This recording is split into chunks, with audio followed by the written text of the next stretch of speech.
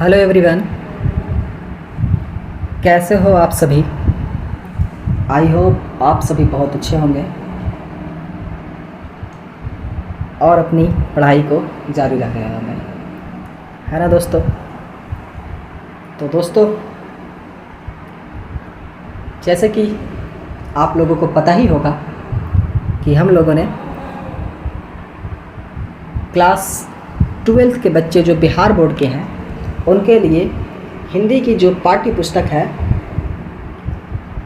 दिगंत भाग 2, उसके जितने भी चैप्टर्स हैं, चाहे वो गद्य खंड हो या पद खंड हो, ठीक है, उन सभी का सारांश करवा रहे हैं। और सारांश जैसे ही ख़त्म होगी उसके फ़ौरन बाद हम लोग उसके सारे क्वेश्चंस को करेंगे और उसके बाद जो पद खंड है उसकी लाइन बाय लाइन उसके भाव अर्थ को समझाएंगे, ठीक है। और ये सेशन बहुत ही मज़ेदार होने वाली है। मैं ये नहीं कहता हूँ कि मैं ही सिर्फ यूट्यूब पे करवा रहा हूँ, ये चीज़ और भी बहुत से यूट्यूबर्स करवा रहे हैं, बहुत से टीचर करवा रहे हैं, ठीक है। लेकिन आपको यहाँ पे कुछ यूनिक तो मिलेगा ही, है ना। तो इसलिए आप लोग मेरे चैनल के साथ जुड़े रहें और जो भी अपडेट आती है उसे एकदम ध्यानपूर्वक देखें, समझें। और अगर कोई डाउट होता है तो आप लोग कमेंट करें, ठीक है। और वो कमेंट जब आप करेंगे तो वो जो भी डाउट रहेगा उसको मैं सॉल्व करूँगा 24/7। जैसे ही मेरे को कमेंट मिलेगी मैं उसको सॉल्व करके आप लोगों को बताऊँगा, ठीक है। और जैसे कि मैंने बताया कि सारांश के बाद सारे क्वेश्चन आंसर को करवाऊँगा और उसके बाद उसके MCQ का करवाऊँगा। हिंदी का जो हम लोगों ने स्ट्रैटेजी बना रखा है वो इतना यूनिक है कि इस स्ट्रैटेजी के अंतर्गत बिहार बोर्ड में आने वाले आपके पिछले 15 से 20 साल पीछे जाएंगे हम लोग, तो देखेंगे जितने भी क्वेश्चंस किए हुए हैं बिहार बोर्ड के, जितने भी सेटर लोग हैं एग्ज़ाम सेट करते हैं, एग्ज़ाम पेपर को जो बनाते हैं, उन सभी को हम लोगों ने क्या किया है, एक अच्छे से एनालाइज किया है और देखा है कि किस तरह से वो क्वेश्चन सेट करते हैं। उसके अकॉर्डिंग फिर हम क्या कराएंगे, मैराथन कराएंगे और उसके साथ साथ हम लोग क्या कराएंगे, इम्पोर्टेंट क्वेश्चंस को देंगे। मैं बता रहा हूँ कि मैं सिर्फ यहाँ पे नहीं, बहुत से टीचर कर रहे हैं, लेकिन हमारे पास आप लोगों को थोड़ा यूनिक तो मिलेगा ही। और ये गारंटी रहेगी कि आपकी मार्क्स 95+ लाने की गारंटी मेरी है। लेकिन एक गारंटी आपको देनी पड़ेगी कि आपको भी हमारे साथ बना रहना पड़ेगा। जो भी टेस्ट वगैरह लूँगा, जो भी करवाऊँगा, वो सारी चीज़ आपको यहाँ पे अटेम्प्ट करनी पड़ेगी, ठीक है दोस्तों। तो चलो बढ़ते हैं अपने टॉपिक की तरफ। जैसा कि आप लोगों को बता दिया जाता, आप लोगों ने मेरे चैनल पे जाएं और देखेंगे कि उस पर मैंने ऑलरेडी पिछले 5 चैप्टर को हम लोगों ने सारांश को उसमें लिख एक्सप्लेन करा है और बहुत ही एक लिमिटेड वर्ड में, जिससे बच्चा को याद हो सके, है ना, ज़्यादा भद्दा ना लगे कि हाँ बस बहुत लंबा चौड़ा सारांश है यार, कैसे याद करेंगे, ठीक है। तो ये भी नहीं है ना। जो तरीका है वो बड़ा है, अच्छा तरीका है, जिससे एग्ज़ामिनर अगर चेक करेगा तो मार्क्स काटने के लिए सोचेगा, है ना। मार्क्स काटने के लिए उसे सोचना पड़ेगा कि भाई इसका मार्क्स काटूँ तो कैसे काटूँ। बात वो रहा कि राइटिंग के ऊपर, तो राइटिंग आपको इम्प्रूव करना पड़ेगा, लेकिन जो तरीका है लिखने का तरीका, जो कीवर्ड्स डाले गए हैं वो बड़ा ही शानदार है इसमें, तो इसकी मैं गारंटी ले सकता हूँ, है ना। तो चलो आज बढ़ते हैं अपने दिगंत भाग 2 के गद्य खंड के पाठ 6 में। पाठ का नाम है एक लेख और एक पत्र, ठीक है। इसकी सारांश को देखेंगे, है ना। सारांश को लिखने के लिए हम लोगों ने क्या किया है, 2 भाग में बांटा है। एक में लेखक परिचय दे रखा है और दूसरा में उस पाठ का सारांश को, है ना। तो चलो, एक लेख और एक पत्र का सारांश में जो लेखक परिचय है कुछ इस तरह से है। एक लेख और एक पत्र का जो लेखक है वो हमारे शहीद भगत सिंह हैं। कौन है? भगत सिंह। भगत सिंह के बारे में आप लोगों को तो बहुत अच्छा नॉलेज होगा है ना। हर बच्चा को पता होता है, जो भी स्कूल कर रहे हैं, स्कूलिंग में है या फिर स्कूलिंग नहीं भी करते हैं जो बच्चे, उनको भी भगत सिंह के बारे में बहुत अच्छी अच्छी कहानियाँ पता है ना। और ये सिर्फ कहानियाँ नहीं है बच्चों, ये इनकी लाइफ से जुड़ी हुई रियलिटी है, ठीक है। बहुत सी कहानियाँ होती है ना कि एक हाँ इमेजन होती है ना, इमेजन करके कि हाँ भाई ऐसा होता है। ये ऐसी कहानी नहीं है, ये कहानी एकदम हकीकत है, उस पे आधारित है। इन्होंने जो अपना लेख लिखा था, एक पत्र लिखा था अपने दोस्तों के नाम, वो उसकी एक पंक्ति, एक लेटर को हमारे सिलेबस में डाला गया है, ठीक है। और इनके लेख और पत्र से हम लोगों को बहुत कुछ सीखने को मिलेगा। तो इससे आप सारांश जब पढ़ लें, तो अगर आपके पास किताब है तो एक बार किताब को निकाल के एक बार अच्छा से उसे पढ़ लें, ठीक है। बहुत अच्छे चीज़ सीखेंगे। पढ़ने का मकसद सिर्फ एग्ज़ाम देने के लिए अगर है तो फिर ठीक है, चल सकते हैं। लेकिन आप अगर इससे कुछ मैसेज निकालना चाहते हैं तो मैं बताऊंगा कि एक बार आप कहानी को ज़रूर से ज़रूर पढ़ें, है ना। और बाकी तो सारांश में मैं सारी चीज़ को क्लियर करूंगा ही, ठीक है। तो चलिए बता दिए हैं कि एक लेखक, एक पत्र का लेखक कौन है, भगत सिंह है। भगत सिंह का जो जन्म हुआ था बाबू, वो 28 सितंबर 1907 ईस्वी में हुई थी। कब हुई थी? 28 सितंबर 1907 ईस्वी में। यहाँ पे देख रहे हैं, है ना, 28 सितंबर 1907 ईस्वी में हुई थी। इनका निधन हुआ था 23 मार्च 1931 ईस्वी में। कब हुआ था? 23 मार्च 1931 ईस्वी में शाम 7 बजे 33 मिनट पर, जो कि लाहौर में हुआ था। इनको एक षड्यंत्र के ज़रिए केस में फंसाया गया था और इन्हें फांसी दी गई थी। क्या दी गई थी? फांसी दी गई थी, ठीक है। इसलिए हम लोग इन्हें बोलते हैं शहीद भगत सिंह। क्यों? क्योंकि इन्होंने हमारे देश को आज़ाद करवाने के लिए बहुत सी कुर्बानियाँ दी थी, बहुत से लड़ाई लड़े थे, है ना। इसलिए हम इन्हें बोलते हैं शहीद भगत सिंह, है ना।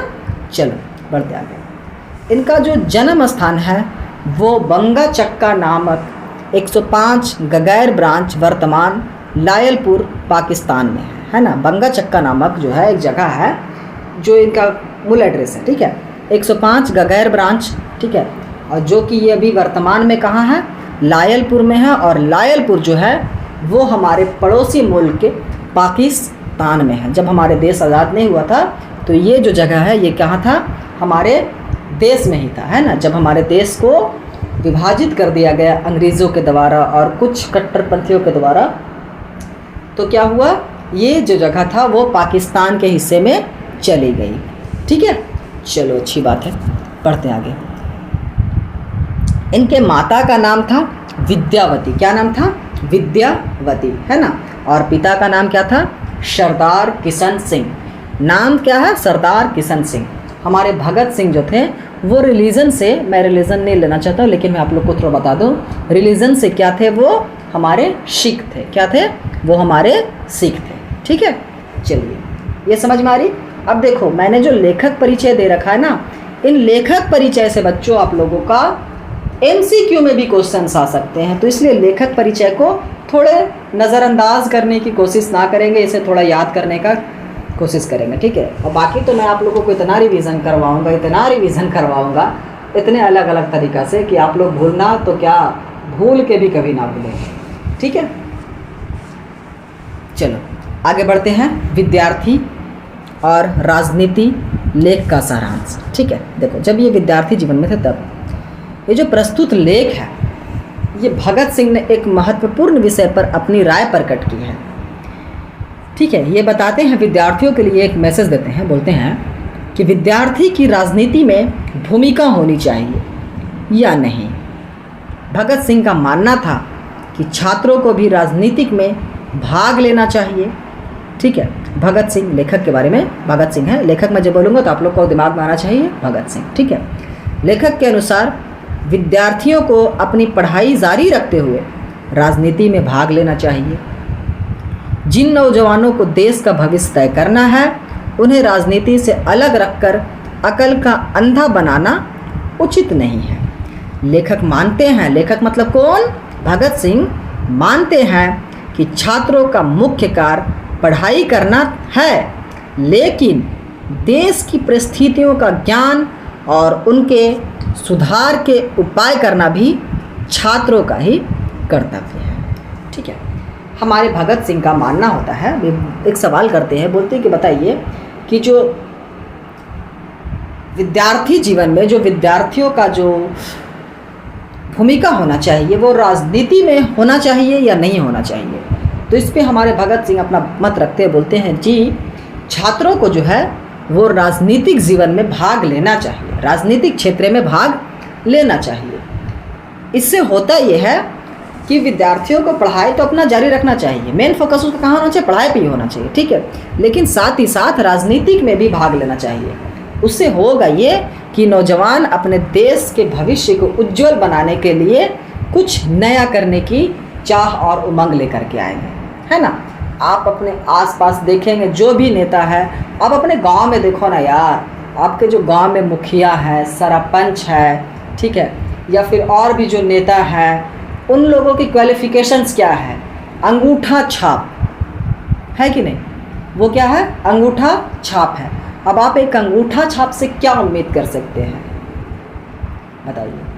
अगर वो राजनेता जो है वो हमारे जो गांव के पंचायत के जो मुखिया होते हैं, है ना, वो अगर एक अच्छे क्वालिफाइड रहेंगे, पढ़े लिखे रहेंगे, तभी ना वो मतलब अच्छे अच्छे चीज़ों के बारे में सोचेंगे, है ना।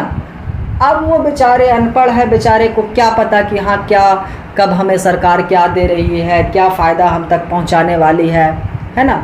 इन सब की जानकारी उन्हें तो मिलेगी नहीं, और अगर कोई देगा भी तो क्या होगा कि उसका जो सलाहकार है, जैसे कि आपके मुखिया के साथ कुछ चमचे होंगे, है ना, तो उन लोग थोड़ा एक्टिव रहेगा तो बोलेगा ले मुखिया जो को ठग लो, हम लोग अपना काम करवा लेंगे, है ना।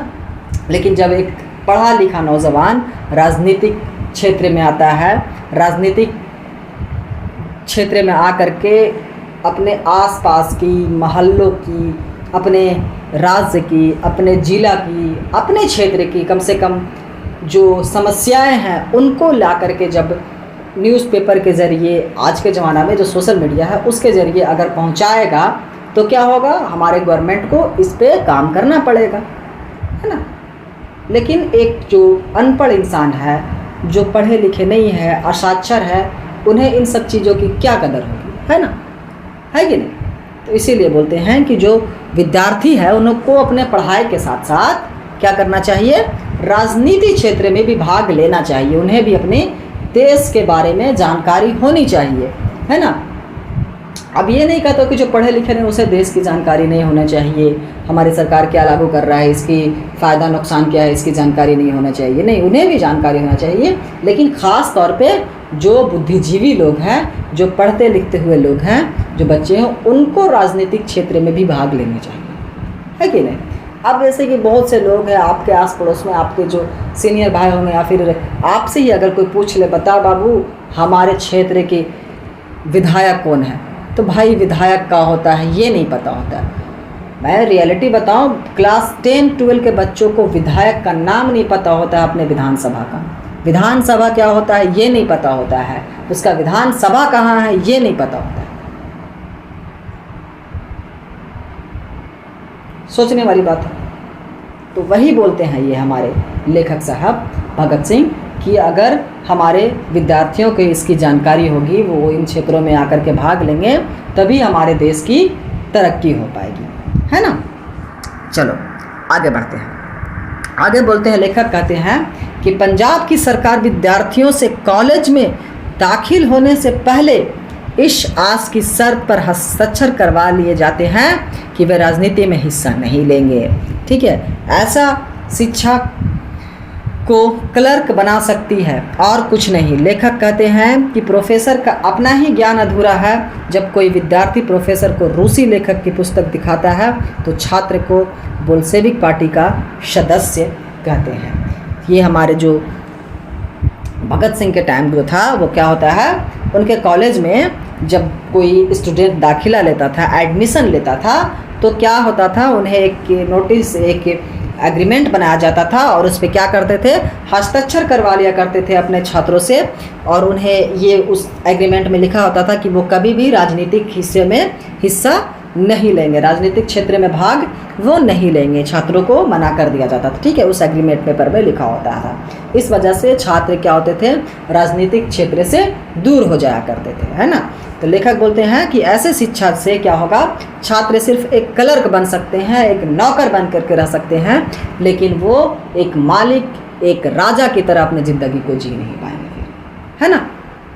नौकरी करना गलत बात बिल्कुल नहीं है ना, नौकरी करना गलत बात बिल्कुल नहीं है, लेकिन एक जो बुद्धिजीवी होते हैं वो अगर खुद को रिप्रेजेंट करना चाहते हैं दुनिया के सामने, खुद को अगर अपनी पहचान को आगे लाना चाहते हैं, अपने नेशंस को आगे बढ़ाना चाहते हैं, तो क्या करना पड़ेगा, उन्हें खुद से बढ़ना पड़ेगा, है ना। खुद की पहचान को बढ़ाने के लिए उन्हें या तो राजनीतिक क्षेत्र में आना ही पड़ेगा या फिर अपनी कोई स्टार्टअप करनी पड़ेगी, है ना। अब देखो, तुम ही देखो कि अधिकतर कितने लोग हैं जो नौकरी करने वाले, जिनको आस पड़ोस की बगल वाले गांव वाले भी लोग पहचानते हैं, है कि नहीं। अब आप देखो कि आपके गांव में एक दुकानदार है, उसको आपके एरिया के आसपास में जितने भी गांव मोहल्ले हैं वो सभी लोग पहचानते हैं, लेकिन आपके गांव में जो एक आदमी नौकरी कर रहा है उसे कितने लोग पहचानते हैं। यही ये मैसेज देते हैं। ठीक है, ये बोलते हैं कि हम जब प्रोफेसर साहब से कि ज्ञान जो है अधूरा है, क्योंकि जब छात्र जो है प्रोफेसर को रूस की लेखक की जब पुस्तक को दिखाता है, रूस में जो लेखक होते हैं, रूस के लेखक, उनकी पुस्तक को जब दिखाते हैं तो प्रोफेसर क्या बोलते हैं कि भाई ये छात्र तो बोल्शेविक पार्टी का सदस्य है। ठीक है, ऐसे ऐसे आरोप लगाया करते हैं और उन्हें बहुत हेवी पनिशमेंट दिया करते थे। ठीक है, चलो अंततः होता यह है कि भगत सिंह कहना चाहते हैं कि विद्यार्थी परिश्रम से पढ़ाई करते हुए देश की राजनीति में भी हाथ बटाए। वे कहते हैं कि जिस प्रकार इंग्लैंड के छात्र कॉलेज छोड़कर जर्मनी के खिलाफ लड़ने के लिए निकल पड़े, उसी प्रकार भारतीय छात्रों को भी पॉलिटिक्स में हिस्सा लेने की ज़रूरत है। भगत सिंह बोलते हैं कि जब हमारी जर्मन में जो एक तानाशाह था, आप लोगों ने हिटलर का नाम तो सुना ही होगा, है ना। आप लोगों ने किसी ना किसी के मुंह से सुना होगा या फिर आप लोगों ने कहीं पे पढ़ा होगा, है ना, हिटलर के बारे में। तो हिटलर जो था वो क्या था, जर्मन का शासक था और वो बहुत बड़ा तानाशाह था। तो वो क्या करता था कि जो भी छोटे मोटे देश हुआ करता था उस पर कब्जा कर लिया करता था, है ना। तो क्या हुआ कि इंग्लैंड पे भी जब कब्जा करने लगा, इंग्लैंड के लोगों पे भी जब वो परेशान करने लगा, तो वहाँ के छात्रों ने क्या किया कि अपनी पढ़ाई को छोड़ दिया और अपने नेशंस को बचाने के लिए क्या किए कि उन लोगों ने भी लड़ाई लड़ना शुरू कर दिया, है ना। देखा कि भाई वहाँ का गवर्नमेंट तो ढंग से काम नहीं कर रहा है, उनके खिलाफ अपने देश को बचाने के लिए तो क्या किया, वो भी निकल पड़ते हैं छात्र। ठीक है, तो हमारे भगत सिंह ये नहीं बोलते कि आप अपने पढ़ाई को छोड़ दें, वो बोलते हैं आप अपने पढ़ाई को जारी रखें और साथ साथ अपने नेशंस के जो मुद्दाएं हैं, यानी अपने देश के, अपने राष्ट्र की जो मुद्दा है, जो परेशानियां हैं, उन्हें भी गवर्नमेंट के सामने लाएं, देश के सामने लाएं, दुनिया के सामने लाएं, है ना। जो भी समस्याएं हैं उससे होगा ये कि हमारी गवर्नमेंट उन समस्याओं से अवगत होगी और उस पर वो काम करेंगे, है ना।